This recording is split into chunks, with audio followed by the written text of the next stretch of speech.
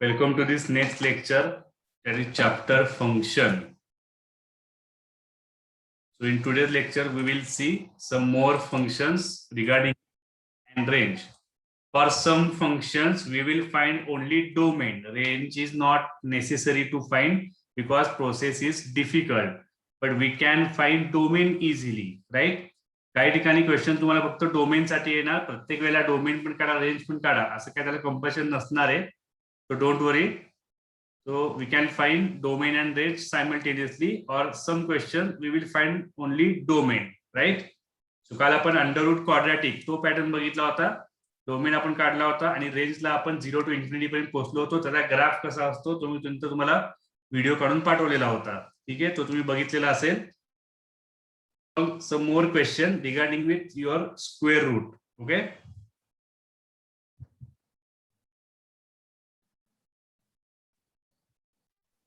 तो आता आपण एफ मध्ये आलो.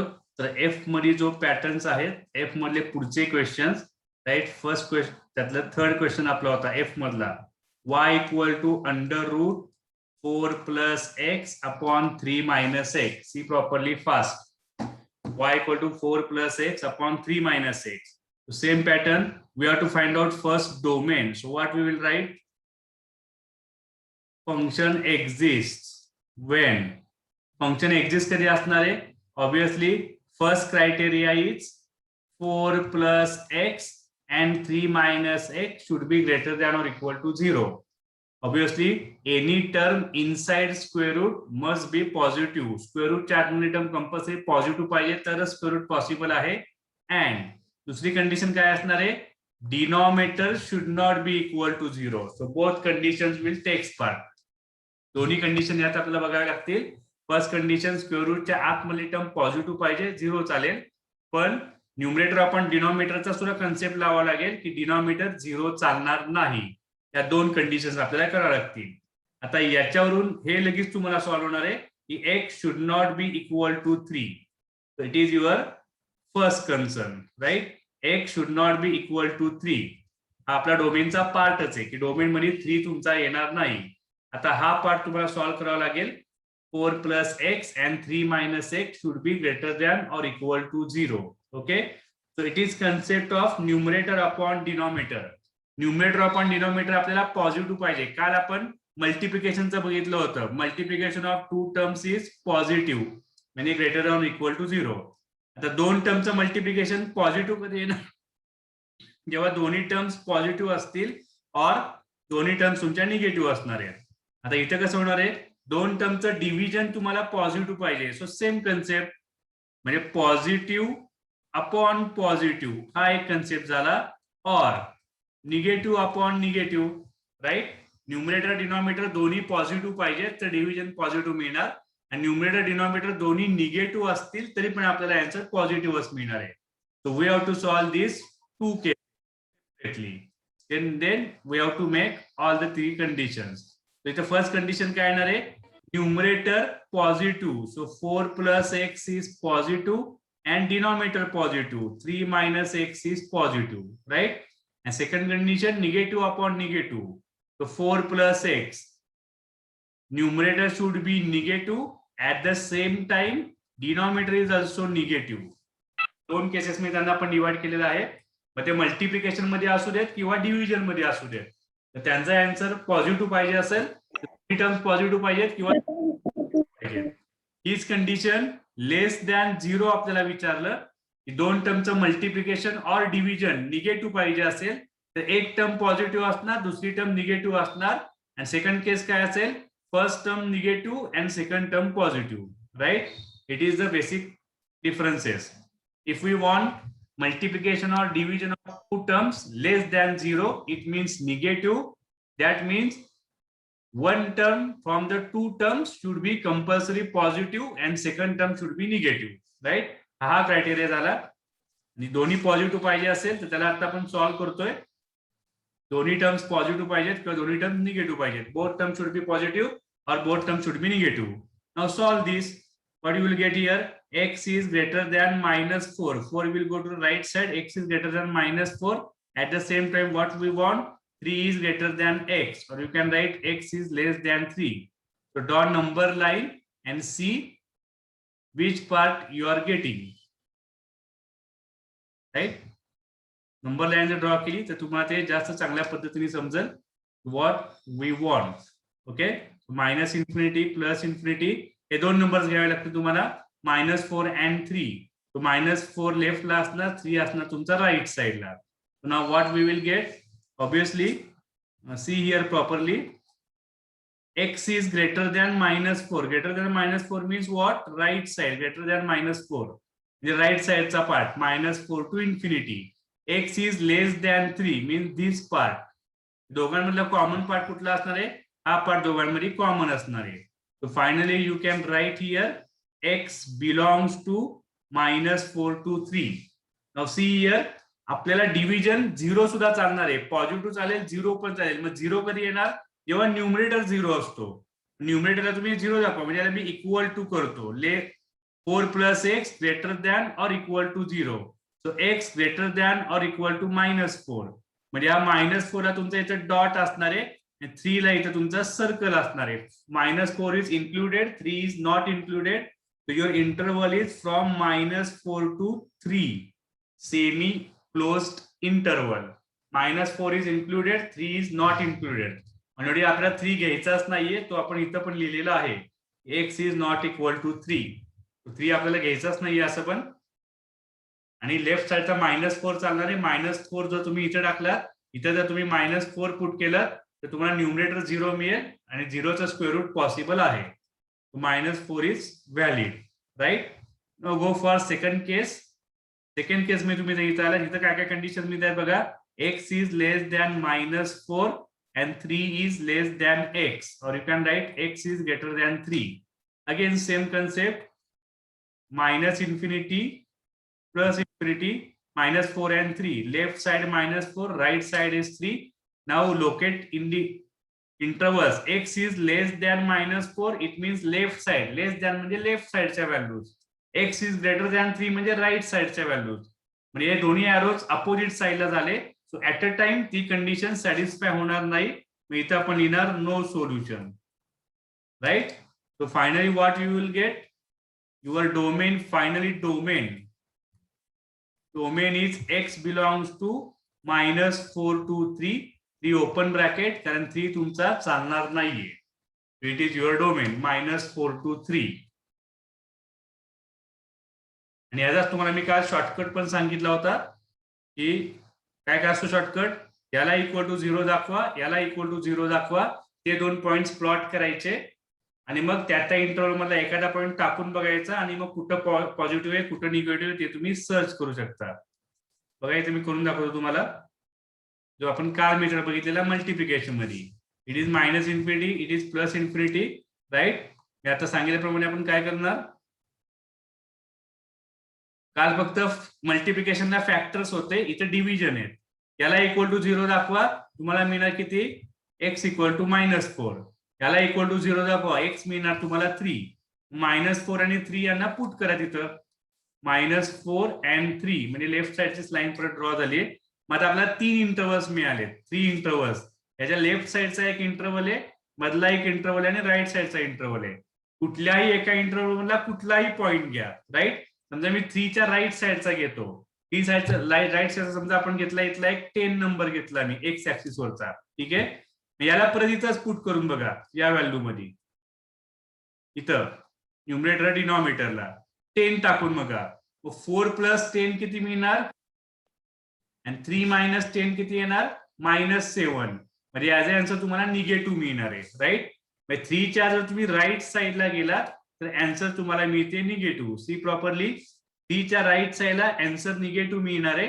हा निगेटिव्ह असेल तर लेफ्ट साइड याच्या इकडे कंपल्सरी पॉझिटिव्ह येणार आणि याच्या इकडे कंपल्सरी निगेटिव्ह असतात. पॉझिटिव्ह निगेटिव्ह पॉझिटिव्ह निगेटिव्ह हे अल्टरनेट चालतात, right.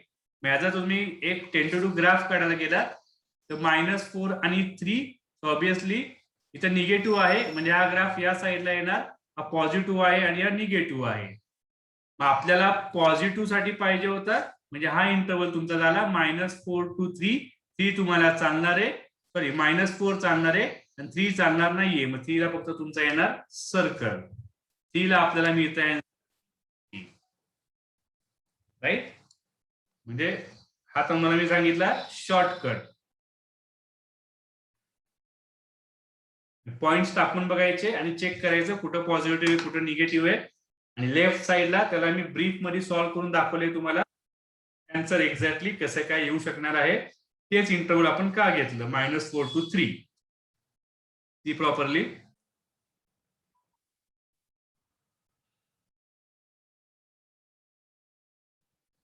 So I think it is sufficient. That is domain. Range is not a major thing for this question. पण इझी आहे. जेव्हा आपण स्क्वेअर रूट घेतोय तेव्हा तो तुमचा 0 पासून स्टार्ट होणार आणि ऑब्विसली तो तुमचा इन्फिनिटी पर्यंत जाणार. सो रेंज तुमचा फिक्स असणार आहे 0 to इन्फिनिटी. आणि जशी तुम्ही एक्स ची व्हॅल्यू वाढत जाल, एक्स ची व्हॅल्यू तुमची जशी वाढत जाणार आहे तसं तुमचं आन्सर ते पुढे जात राहणार. आणि मिनिमम आन्सर तुमचं वायचं आन्सर मिनिमम आन्सर 0 असणारच आहे. When you put x is equal to -4, you will get y equal to 0. म्हणजे रेंज मध्ये y ची व्हॅल्यू 0 तर आहेच आहे. स्क्वेअर रूट मध्ये आपण निगेटिव्ह व्हॅल्यू घेत नाही. मग 0 to इन्फिनिटी हा तुमचा राहणार आहे range. According to that you can complete. यातला रेंज पार्ट हा बऱ्यापैकी इझी असतो. डोमेनला तुम्हाला वेगवेगळ्या तिथे कंडिशन्स लावायला लागतात. ओके. नेक्स्ट पार्ट,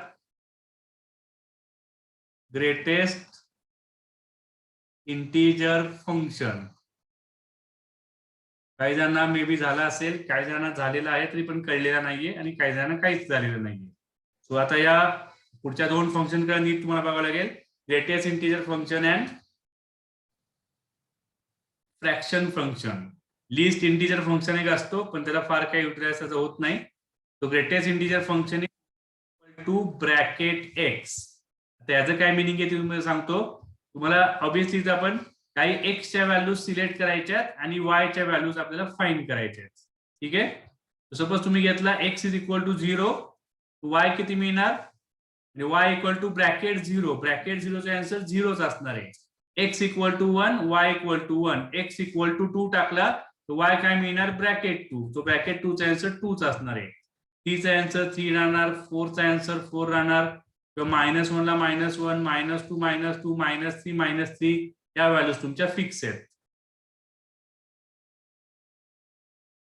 पण मग याच्यात आणि y इक्वल टू एक्स, जर y इक्वल टू एक्स तो जर तुम्ही फंक्शन घेतला तर तो पण असाच असतो. मग दोन्ही मध्ये फरक काय झाला, मी आता फक्त हे इंटीजर्स घेतलेले आहेत. पण जेव्हा तुम्ही फ्रॅक्शन मध्ये जाणार आहात तर that time you will get different answers. जसं आपण मॉड्युलस फंक्शन म्हणतो. मॉड्युलस फंक्शन आपण काय करतो, for the modulus function we will get always positive value y equal to mod x. when y equal to mod 2 हा तुमचा 2 असणार आहे आणि y इक्वल टू -2 हा पण तुमचा 2च असतो. हे त्याचं स्पेसिफिकेशन आहे. मॉड एक्स ग्राफ कसा असतो, हा ग्राफ असतो तुमचा y equal to mod x. तो आपण 2-3 वेळा बघितलेला आहे.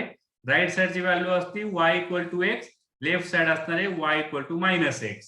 ते कसे कसे मूव्ह होतात ती पण गोष्ट मी तुम्हाला त्या टाइमला सांगितलेली होती. त्या गोष्टी तुम्ही लगेच विसरू नका, हे फार इम्पॉर्टंट आहे.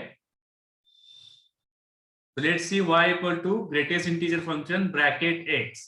So for this we will draw first values, that is 0, 1, 2, 3, 4, 5. तुम्ही पण ड्रॉ करून घ्या. मी ड्रॉ करतोय असं बघत बसण्यापेक्षा नंतर वेळ जाणार नाही.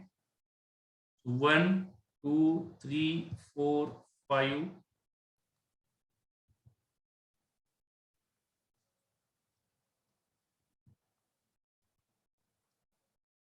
-1, -3, 2, 4, -1, -3, ठीक आहे. जास्त गर्दी नको करायला.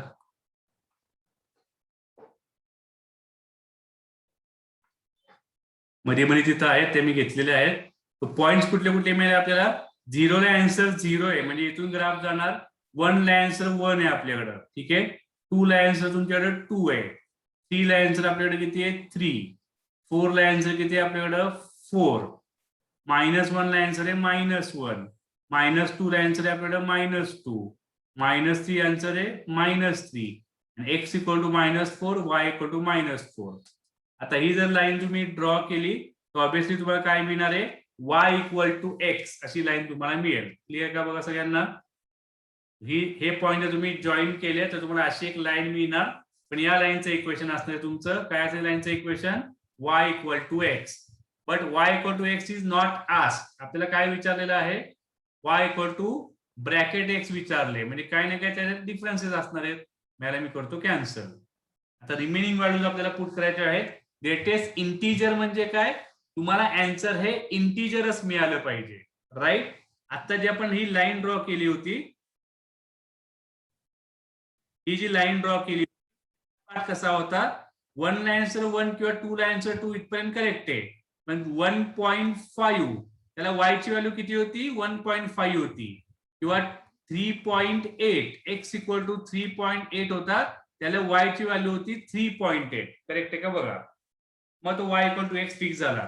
पण आता तुम्ही जेव्हा x 1.5 टाकाल किंवा 3.8 टाकाल त्याला आन्सर तुम्हाला इंटिजरच मिळालं पाहिजे. ग्रेटेस्ट इंटिजर फंक्शन म्हणजे y चा आन्सर हे कंपल्सरी काय पाहिजे integer. We want compulsory answer of y in terms of integer only. आणि मग त्या नंबरच्या शेजारचा सगळ्यात मोठा इंटिजर घ्यायचा. Greatest integer that word comes for this concept right.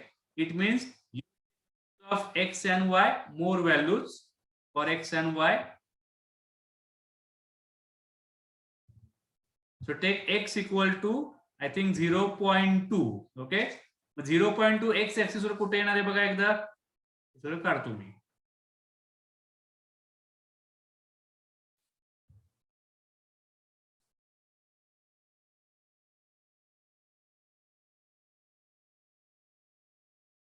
x equal to कुठला पॉईंट आता आपल्याकडे आलेला आहे 0.2 इथं असणार आहे 0 आणि 1 च्या मध्ये.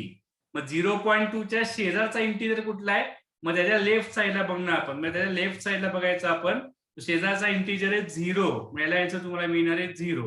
क्लिअर आहे का बघा. x इक्वल टू जेव्हा तुम्ही 0.2 टाकाल म्हणजे तुम्हाला y मिळणार आहे ब्रॅकेट 0.2 त्याचा आन्सर असणार आहे 0 ब्रॅकेट 0.5 याचा पण आन्सर तुम्हाला 0च मिळणार. आणि 0.5 चं आन्सरचं इंटिजर घ्यायचंय. लेफ्ट साईडला बघायचं लेफ्ट साईडचा सगळ्यात मोठा इंटिजर घ्यायचा. लेफ्ट साईडला इंटिजर कुठले कुठले असणार आहेत 0 -1 -2 -3 त्यातला ग्रेटेस्ट घ्यायचा आहे तो 0 असणार आहे. क्लिअर आहे का बघा. 0.8 त्याला पण आन्सर तुम्हाला 0च मिळणार राईट. आता हे पॉइंट्स कुठले कुठले आले बघा इथे तुमचा 0.2 ले त्याला आन्सर 0 आहे. 0.5 ला सुद्धा आन्सर 0 आहे. 0.8 ला सुद्धा आन्सर 0 आहे. 0.9 ला पण 0 असणार. ही लाईन मला डार्क करावी लागेल 0 to 1 च्या मधली लाईन. 0 to 1 च्या मधली सगळी लाईन हा ग्राफचा पार्ट असणार आहे. पण 1 ला आन्सर 0 नाहीये 0 ला आन्सर 0 आहे 1 ला आन्सर 0 नाहीये. मग इथे येणार तुमचा सर्कल. 1 ला आन्सर 0 नाहीये 1 ला आन्सर इथे तुमचा 1 आहे. क्लिअर आहे का बघा सगळा पार्ट.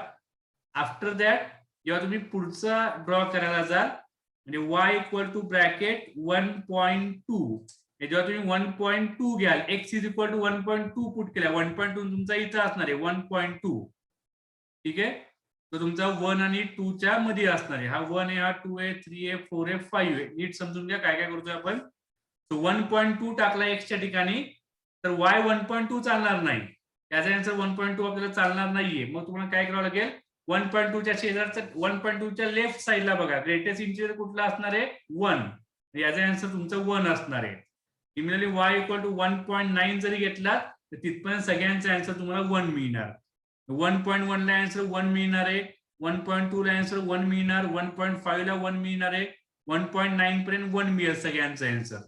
तर इथनं तुमचा ग्राफ कसा येणार हा ग्राफ असा येणार राईट साईडला dark.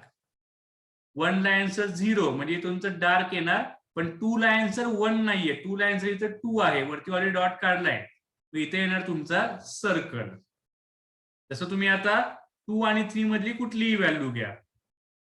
For example y equal to bracket घेऊ शकता y इक्वल टू ब्रॅकेट 2.7 घ्या त्या सगळ्यांचे आन्सर असणार आहे 2. 2.1 2.2 2.3 त्या सगळ्यांचे आन्सर तुमचं किती असणार आहे हे मिळणार आहे 2. 2.1 ला 2 घेतलं 2.2 ला 2 घेतलं 2.9 ला 2 घेतलं. मग हे सगळे पॉइंट्स करा जॉईन असं तुम्हाला ग्राफ मिळेल इथं. आणि 3 ला आन्सर 2 नाहीये मग इथे येणार सर्कल 3 ला आन्सर 3 आहे. तिथून पुढे असा आन्सर जाणार 4 पर्यंत 4 ला परत सर्कल येणार परत इथून तुम्ही वर सरकणार, परत 5 पण इथं जाणार तुमचं, इथं सर्कल येणार 5 ला. करेक्ट आहे का बघा हे सगळं तुमचं. सो याला म्हणतो आपण स्टेप फंक्शन. आपण जिना सोडून वर जातो स्कूलमध्ये, कॉलेजमध्ये किंवा घरी, तसे स्टेप्स तयार होत जातात. ह्याला ड्रॉ करताना असे डॉटेड लाईन सुद्धा काढले जातात बऱ्याचदा. अशी इथे डॉटेड लाईन्स काढले जातात हे जस्ट समजण्यासाठी. त्याचं काय असं ग्राफ पुरी त्याची गरज नाहीये. 4 हा तुमचा 5 चा पॉइंट आहे, हा 4 चा पॉइंट आहे, इथे तुमचा 1 चा पॉइंट आहे, हा तुमचा 2 चा पॉइंट आहे, हे तुमचा 3 चा पॉइंट असणार आहे, 4 चा पॉइंट थोडासा वर गेला तो बघून घ्या सगळं. ठीक आहे.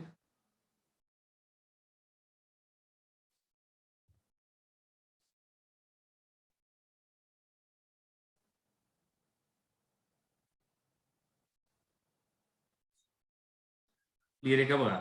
तसंच तुम्ही लेफ्ट साइडला आला तर लेफ्ट साइडला हाच ग्राफ असा कंटिन्यू राहतो. इथून तुम्ही या साइडला आला, इथून येणार ग्राफ तुमचा असा -1 -2 इथपर्यंत जातो, मग -3 तुमचा इथपर्यंत येणार, -4 जो आहे तुमचा इथपर्यंत येणार. आता तुमचा तो ग्राफ वाढत जाणार आहे. Step function. राईट साइडला जो काय व्हॅल्यू आहे त्याला तुम्हाला काढायचा आहे सर्कल. -1 हा झाला, हा तुमचा -2 चा पॉइंट आहे, तुमचा -3 चा पॉइंट आहे एक्स वरचा, -4 चा पॉइंट आहे एक्स वरचा, वाय वरती -1 हा झाला -2, हा -3 चा पॉइंट आहे, हा -4 चा पॉइंट आहे. असे पॉइंट तुमचे येत जातात तिथं. It is called as greatest integer function. Right. म्हणजे जसं तुम्हाला 1.2 ला आन्सर 1 आलं, 1.8 ला आन्सर 1 येणार, 2.5 ला आन्सर 2 येणार, 2.8 ला आन्सर 2 येणार आहे. म्हणजे त्या व्हॅल्यू मधला फक्त इंटिजरचा पार्ट घ्यायचा आहे, फ्रॅक्शन पार्ट घ्यायचा नाहीये, असं त्याचं मिनिंग. पण हे पॉझिटिव्ह साठी जेव्हा तुम्ही यातल्या निगेटिव्ह व्हॅल्यूज टाकायला जाता एक्स अँड वाय, ह्याच्या जेव्हा तुम्ही निगेटिव्ह व्हॅल्यू टाकायला जाता त्यात परत थोडंसं तुम्हाला मग असं लॉजिक लावावं लागतं. -0.2 -0.5 -1.2 -1.8. ते नीट बघून घ्या. -0.2 तुमचा पॉईंट कुठे येणार, इथे येणार आहे. -0.2 हा इथं आला एक्स ऍक्सिस. मग त्याच्या लेफ्ट साइडला बघा, लेफ्ट साइडला तुम्हाला आन्सर काय मिळणार आहे, -1. -0.5 टाका एक्स ऍक्सिस वरती, त्याच्या लेफ्ट साइडची व्हॅल्यू बघा इंटिजर, तो असणार आहे -1. -1.2 किंवा 1.8 तुमचा इथं येणार, मग त्या लेफ्ट साइडला बघा त्याचा आन्सर असणार आहे -2. असे आन्सर तुम्हाला मिळत जातात. -2.5 चा ग्रेटेस्ट इंटिजर असतो -3. हे सगळे जर पॉइंट तुम्ही प्लॉट केले तर लेफ्ट साइडचा सुद्धा तुमचा ग्राफ क्रिएट होत जाणार आहे. असंच तुम्हाला जेव्हा लिस्ट इंटिजर फंक्शन सांगितलं जाईल, मग लिस्ट इंटिजर म्हणजे मिनिमम इंटिजर, मग तेव्हा तुम्ही राईट साइडला बघणार. ग्रेटेस्ट साठी आपण लेफ्ट साइडला बघतो आणि सगळ्यात मोठा इंटिजर घेतो.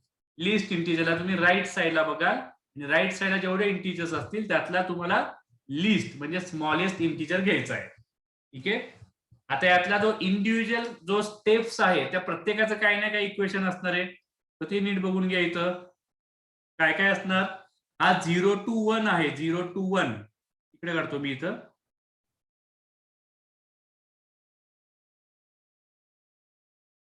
इथं लिहितो मी इंटरवल, इथं लिहितो मी equation. If x is in between 0 to 1, 0 to 1 ला तुम्हाला इथं लाईन ग्राफ दिसतेय, त्यातला प्रत्येक वाय कोऑर्डिनेट 0 आहे. ऑलरेडी तो एक्स ऍक्सिसच आहे, एक्स ऍक्सिसचाच तो ग्राफ आहे. मग एक्स ऍक्सिसचं इक्वेशन काय असतं, y = 0. म्हणजे या लाईनचं इक्वेशन आहे तुमचं y = 0. तसं तुम्ही एक्स आला इन बिटवीन 1 to 2, एक जेव्हा तुम्ही इन बिटवीन 1 to 2 येणार तेव्हा तुम्हाला y किती मिळणार आहे, y मिळतोय तुम्हाला 1. या लाईनचं इक्वेशन आहे y = 1. y = 1, y constant, line is parallel to x axis. याचं इक्वेशन आहे y = 2. या लाईनचं इक्वेशन आहे y = 3. y = 3 लाईन मोठी असणार आहे, त्यातला तो छोटासा पार्ट आहे. हा तुमचा आहे y = 4. तुम्हाला ते इंटरवल्स घेत जायचे. मग 2 to 3 साठी y = 2 घ्यायचा आहे. तसा एक जर इन बिटवीन तुमचा असेल 3 to 4 तर त्याच्या लेफ्ट साइडची व्हॅल्यू घ्यायची म्हणजे y = 3. हे झालं त्या लाईनचं इक्वेशन. तसं तुम्ही लेफ्ट साइडला गेलात तर लेफ्ट साइडला काय काय मिळते बघा. लेफ्ट साइडला तुमचा x इन बिटवीन असतो -1 to 0, -1 to 0. So y equal to -1 म्हणजे हे इक्वेशन आहे तुमचं y इक्वल टू -1. हे इक्वेशन आहे y equal to -2, y equal to -3, y equal to -4. ते नीट लिहून घ्या. x is in between -2 to -1 असेल. लेफ्ट साइडचा पॉईंट आपण आधी घेतो. -2 टू -1, -3 टू -2, -4 टू -3. इथं असणं y equal to -2. x is in between -3 to -2, y equal to -3 and so on. जरा तुम्ही हे करून घ्या. तो प्रत्येक जे स्टेप फंक्शन आहे, स्टेप फंक्शन और ग्रेटेस्ट इंटीजर फंक्शन, तो individual equation is straight line and that is parallel to y axis, so y equal to constant. यातनं तुमचा डोमेन आणि रेंज फिक्स होणार आहे बघा. डोमेन आणि रेंज तुमचा काय तयार होईल, कोण सांगते मला इथं? डोमेन काय होणार? डोमेन तर तुमचा x बिलॉंग्स टू r आहे, नो प्रॉब्लेम. कुठलाही तुम्ही x टाकू शकता, देर इज नो रेस्ट्रिक्शन. तुमचा रेंज काय क्रिएट झालाय आता? रेंज मध्ये बघा y च्या व्हॅल्यूज 0, 1, 2, 3, 4, -2, -3, -4. तुमचा रेंज किती असणार आहे? y बिलॉंग्स टू z और i. म्हणजे तुम्हाला y फक्त इंटीजर मिळणार आहे, बाकी कुठलेही तुम्हाला y ची व्हॅल्यू मिळणार नाही. मग ती कुठलीही मिळेल, -इन्फिनिटी टू +इन्फिनिटी, कुठलाही इंटीजर येऊ शकतो तिथं, depend on x, but it is compulsory integer number. So greatest integer function domain is r and range is integer number compulsory. z किंवा i म्हणतो आपण सिम्बॉल इंटीजर साठी. क्लिअर का बघा पटकन. It is very important concept.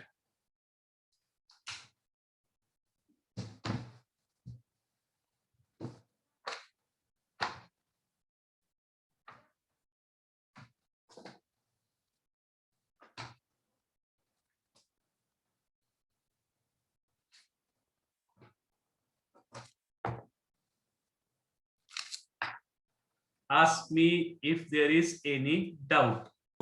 Fast. ठीक आहे, 2च मिनिटं राहिले.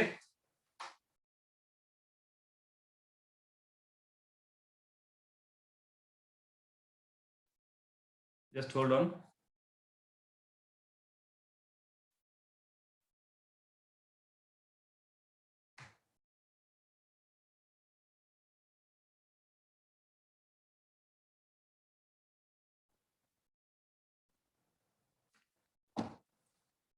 We will close this session. Join immediately for second session. Same link ला जॉईन करा. पटापट आपल्याला पुढच्या याच्यावर डिपेंड काही क्वेश्चन सॉल्व्ह करायचे. फ्रॅक्शन फंक्शन बघायचंय, म्हणजे मेजर पार्ट आज तुमचे कव्हर होऊन जातील.